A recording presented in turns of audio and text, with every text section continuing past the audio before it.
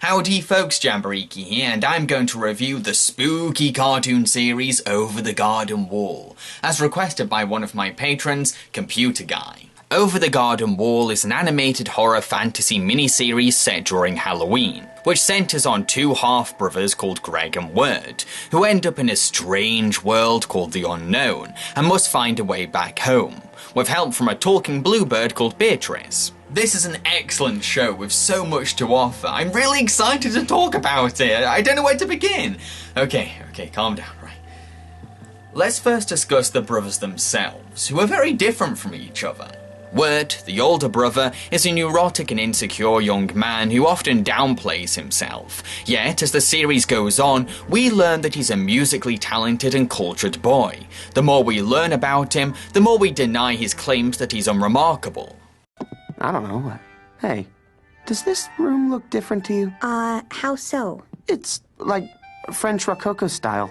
That doesn't really seem in line with Endicott's Georgian sensibilities. How? What? Who on earth am I talking to right now? Should I not know that sort of stuff? The problem is that he has little faith in himself, and his adventure through the unknown is his coming of age. His journey through this dangerous and spooky world shapes him into a more confident and responsible gentleman, resulting in a compelling and rich character arc that evolves naturally. Greg, the younger brother, is quite the opposite. He's full of bouncy confidence and cheery optimism.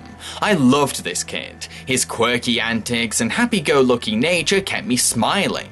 He's such a funny, sweet and adorable child. Every moment he has on screen is highly entertaining. He approaches every situation with a sense of humor and imagination. I never got fed up of him because he's just so darn lovable. The writers truly capture the innocence and naivety of a child in his behavior and dialogue too. His character wonderfully contrasts against the disturbing things we meet.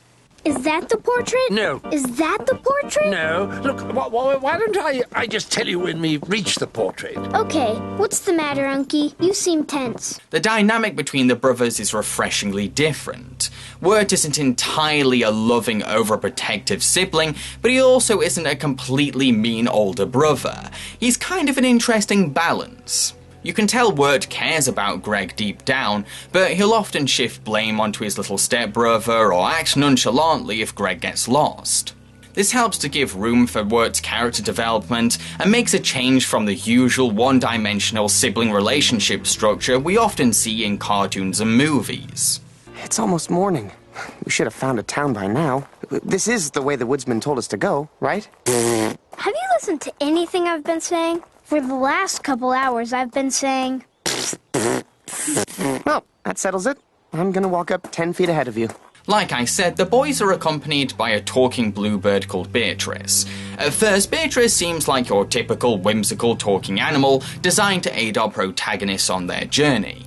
But as the story goes along, facts and details about Beatrice start to unravel. Things aren't what they seem. That's the thing I love about this show. It really likes to play with our expectations. You may go into an episode thinking you know what's going on, but you're bound to be shocked by the twists and turns the writers create. I'm not talking about out of nowhere or forced twists. I mean clever surprises that make sense because of sneaky clues that add up. The show is also packed with a marvelous horror element that genuinely scared me. The dangerous threats our heroes face have frightening designs that'll make your heart pound fast. Animation can be scary when the horror is done right, and this is one creepy cartoon. The show hints at a main villain called the Beast, a devil-esque shadow who hides in the darkness of the woods and has a deep, unnerving voice. It seems you're running out of oil, woodsman.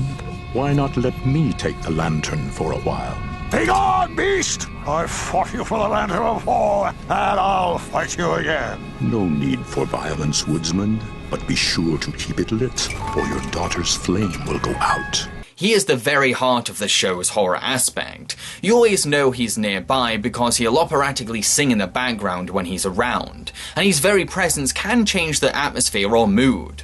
But the show isn't all scares and monsters. It also has a fantastic sense of humour too. From the absurdist comedy provided by the wacky characters we meet to the nonsensical childish antics of Greg. There's plenty of comedic relief to keep audiences laughing.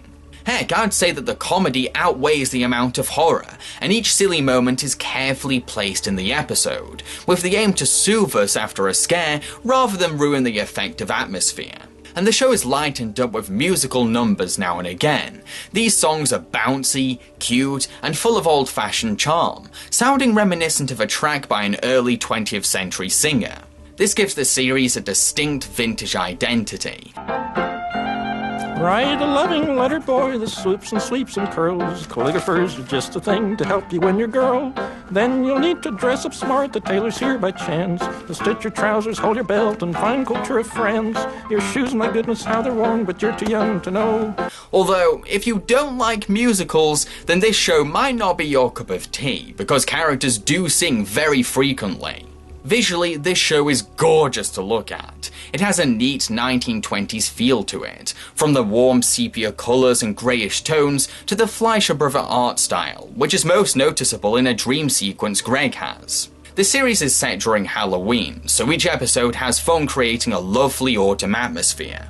These artistic choices result in a whimsically nostalgic overall mood that's so lovely and quaint. There's something adorably cozy about the show when it's not trying to be grim, bleak, and dark.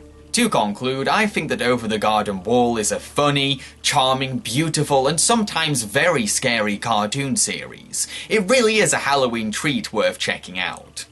I've been Jambareeqi, and I hope you enjoyed this review. I'd like to point out again that this review was requested by a patron called Computer Guy. What is a patron? Well, let me explain. This is my Patreon. It's a site for my fans to make monthly donations to me. Those who donate are called patrons. The money I receive goes towards funding my videos and serves as a supportive income for me. Patrons can donate as much as they want each month and stop donating any time. All donations are greatly appreciated, and in return for their patronage, patrons are given exciting rewards, depending on how much they donate, including their names credited in my main show, access to exclusive videos, and the chance to decide a review on my channel, which was the reward claimed by Computer Guy that led to this video. So if you're interested in becoming one of my patrons, head to the site displayed on screen. Cheerio, folks!